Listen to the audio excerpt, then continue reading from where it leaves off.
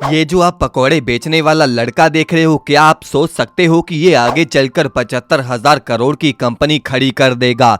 दोस्तों, हम बात कर रहे हैं धीरू भाई अंबानी की। अब आखिर ये सब उन्होंने किया कैसे, आइए शुरू से जानते हैं। धीरू भाई अंबानी का जन्म गुजरात में हुआ था। गरीब परिवार था और ऊपर से धीरू भाई के 5 भाई बहन थे, जिससे उनके पिता को घर चलाने में बड़ी दिक्कत हो रही थी। धीरू भाई ने सोचा कि अब काम करके पैसे मैं कमाऊंगा और स्कूल नहीं जाऊंगा। उन्होंने मंदिर के बाहर भीड़ देखी और वो पकौड़े वहां पर बेचने लग गए, जिसके लिए उन्होंने एक ठेला भी खरीदा। कुछ समय काम चला और वो भी बंद हो गया। धीरू भाई ने ठेला बेचकर पैसे बैंक में जमा करा दिए। अब उन्हें पता चला कि यमन में लोग जाते हैं और वहाँ पैसे बहुत अच्छे कमाए जा रहे हैं, और इसीलिए वो भी 17 साल में यमन चले गए। वहाँ पर धीरू भाई को एक बेसी पेट्रोल पंप पर काम मिला। हर महीने यहाँ उन्होंने 300 रुपए सैलरी मिलती थी। अब धीरू भाई को पता चला कि यमन के 100 रुपयों के सिक्के में 110 रुपयों की तो चांदी ही लगी है। धीरू भाई ने सिक्के जमा करने शुरू कर दिए।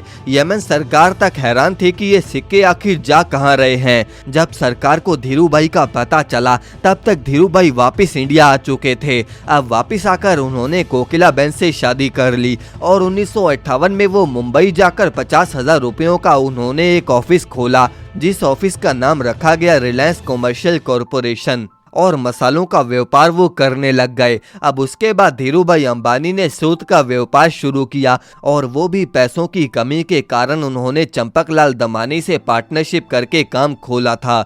आगे चलकर 1965 में दोनों ने पार्टनरशिप को तोड़ दिया। 1966 में धीरू भाई ने गुजरात के नरोडा में टेक्सटाइल मिल को ओपन किया, और यहीं से उन्होंने वापस पीछे मुड़कर नहीं देखा। अब यहाँ धीरू भाई ने विमल ब्रांड को लॉन्च किया, जिसमें उन्होंने विदेश से कपड़ा लेकर खुद टी-शर्ट्स और शॉल्स जैसे कपड़ों की मैन्युफैक्चरिंग करी। लेकिन उस समय कोई भी धीरू भाई से माल खरीदने को तैयार नहीं था, और इसीलिए धीरू भाई पूरे भारत में घूमे। उन्होंने रिटेलर्स को विश्वास दिलाया कि तुम हमसे माल लो, अगर नुकसान हुआ तो तुम मेरे पास आ जाना, और अगर मुनाफा हुआ तो खुद रख लेना। रिटेलर्स को ये बात काफी अच्छी लगी, और यहीं से विमल ब्रांड पॉपुलर होता चला गया। धीरू भाई ने 1970 में आजाद भारत का पहला IPO लाने का सोचा और अपनी कंपनी को बॉम्बे और अहमदाबाद स्टॉक एक्सचेंज पर लिस्ट कर दिया।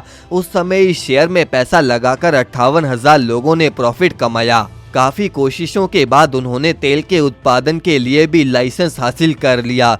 1986 में धीरू भाई को अटैक आ गया, और इसके बाद धीरू भाई का एक हाथ पैरालाइज हो गया। अब 1992 में धीरू भाई ने ग्लोबल मार्केट से भी फंड जुटाना शुरू कर दिया, और ऐसा करने वाली रिलायंस देश की पहली कंपनी बन गई थी। इसके बाद धीरू भाई ने अपनी telecom company Reliance telecom private limited की शुरुआत करी। अब बड़ी बड़ी मैगजीन्स में धीरू भाई की बातें होने लग गई, और इसके बाद 1999 में धीरू भाई को बिजनेसमैन ऑफ द ईयर का अवार्ड से सम्मानित किया गया।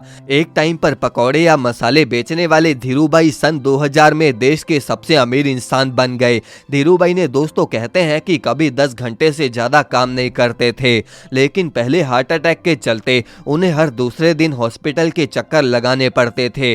अब 24 जून 2002 को धीरू भाई को एक डेडली स्ट्रोक आया, और मुंबई के हॉस्पिटल में धीरू भाई ने 6 जुलाई को दम तोड़ दिया और अरबों का साम्राज्य अपने बेटों के लिए छोड़ दिया। जिस समय धीरू भाई सब छोड़कर गए, उस समय कंपनी का टर्नओवर 75,000 करोड़ का हो गया था। अब इसके बाद कैसे दोनों भाइयों में बंटवारा हुआ, कैसे मुकेश अंबानी ने अपने साम्राज्य आगे बढ़ाया, और कैसे अनिल अंबानी कंगाल हो गए, ये सब हम आपको अगले पार्ट्स में बताएंगे। आप बस इसके लिए हमें कमेंट में पार्ट 2 लिखना ना भूलें, और इस वीडियो को लाइक करके चैनल को सब्सक्राइब जरूर कर दें।